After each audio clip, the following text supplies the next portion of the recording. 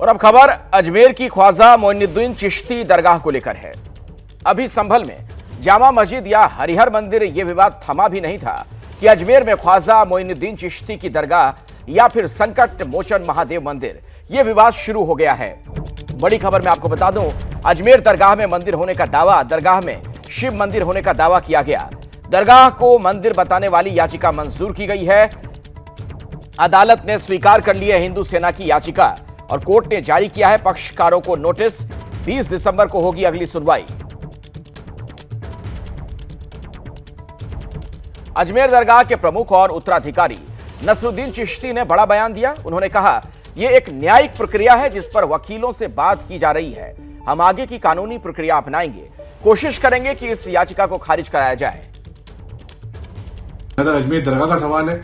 अजमेर दरगाह से हिंदुस्तान ही नहीं, पूरी दुनिया का मुसलमान, हिंदू, सिख, ईसाई सब जुड़े हुए हैं। सबकी आस्था इस दरगाह से जुड़ी हुई है। अजमेर का इतिहास 850 साल का इतिहास है।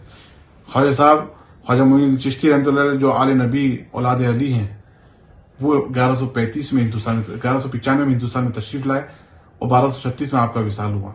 उसके बाद से ये दरगाह आज तक यहाँ कायम है। ये बारगाह हमेशा मोहब्बत अमन का पैगाम देती है। गंगा जमनी तहजीब का गहवारा है। यहाँ पर ऐसा नापाक सोच रखना और इसके बारे में ऐसी बात करना, ये उन तमाम दुनिया के लाखों करोड़ लोग जो आस्था जुड़ी हुई है उनकी आस्था को ठेस है। ये समाज को बांटने का काम किया गया है। ये देश को तोड़ने का काम किया जा रहा है। हमें इसे पार्टी नहीं बनाया गया है, लेकिन फिर भी ये हमारे बुजुर्गों की दरगाह से जुड़ा हुआ मामला है। हमने पूरी तरीके से इस पर नजर बनाई हुई है और हमारे वकीलों से हम लोग टच में, हमारी कानूनी टीम जो बनी हुई है पूरी वकीलों की, उससे टच में हम लोग, उनसे राय शुमारी चल रही है कि जो एक नई परिपाटी देश में पैदा कर दी गई है, बनाई जा रही है, कि आए दिन देखने में आ रहा है कि कभी मंदिर, कभी किसी मस्जिद पे मंदिर का क्लेम किया जा रहा है, कभी किसी दरगाह पे मंदिर का क्लेम किया जा रहा है। ये हमारे समाज के हित में नहीं है, देश के, ये हमारे देश के हित में नहीं है। ये जो पूरा विवाद देखने को मिल रहा है, इस पर कुछ बड़ी जानकारियां मैं आप तक पहुंचा देता हूं कि आखिर किस तरीके से ये पूरा मामला अदालत की दहलीज तक पहुंच गया है। आपको बता दें कि विवाद पर दरगाह चेयरमैन का पक्ष सामने आया है कि अजमेर शरीफ के बारे में, जो कि अजमेर शरीफ है, और कहा यह गया है दरअसल कि अजमेर शरीफ इतिहास नहीं बल्कि इतिहास का प्रतिनिधि है। देश में धार्मिक भावनाएं भड़काने का एजेंडा न चलाया जाए।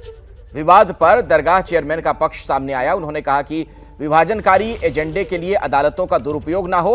हम माननीय सुप्रीम कोर्ट और प्रधानमंत्री से अनुरोध करते हैं, नफरत फैलाने वालों के खिलाफ कार्रवाई की जाए। हम न्याय और एकता को अपनाए रखने की अपील करते हैं। ख्वाजा गरीब नवाज की शांति और करुणामयी विरासत का सम्मान करें, यह अपील भी की गई है। चिश्ती फाउंडेशन के जो चेयरमैन हैं, उनका विवाद इस पर सामने आया, उनका जो बयान है वो सामने आया है। अजमेर दरगाह में शिव मंदिर के दावे पर भड़के ओवैसी। उन्होंने कहा कि कानून संविधान की धज्जियां उड़ाई जा रही हैं। वर्शिप एक्ट का क्यों उल्लंघन हो रहा है? असदुद्दीन ओवैसी ने यह सवाल पूछा। दरगाह पर मोदी चादर चढ़ाते हैं, वहां नफरत क्यों? 800 साल से दरगाह है ख्वाजा अजमेरी की। नेहरू से लेकर जितने प्रधानमंत्री बने वो वहां पर चादर भिजाते हैं। आप बताइए क्या करना चाह रहे हैं लोग? आखिर क्यों इतनी नफरत पैदा कर दिए बीजेपी आरएसएस वाले मस्जिद दरगाहों के ताल्लुक से?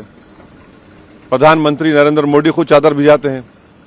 अब बताइए उस पर क्या बोलेंगे वो? हमने देख लिया संभल में 5 लोगों ने अपनी जान गंवा दी। इतना बड़ा गड़बड़ हो गई, वहां पर वायलेंस हो गया। तो ये तो देश के हित में नहीं है। जो सियासत नरेंद्र मोदी और आरएसएस कर रही है उससे देश कमजोर हो रहा है, उससे भाईचारगी कमजोर हो रही है, रूल ऑफ लॉ कमजोर हो रहा है। अब तो इनको जवाब देना पड़ेगा। ये जितने भी लोग हैं ये डायरेक्टली इनडायरेक्टली इनका ताल्लुक बीजेपी आरएसएस से है। उन्हीं के इशारों पर हरकत कर रहे हैं।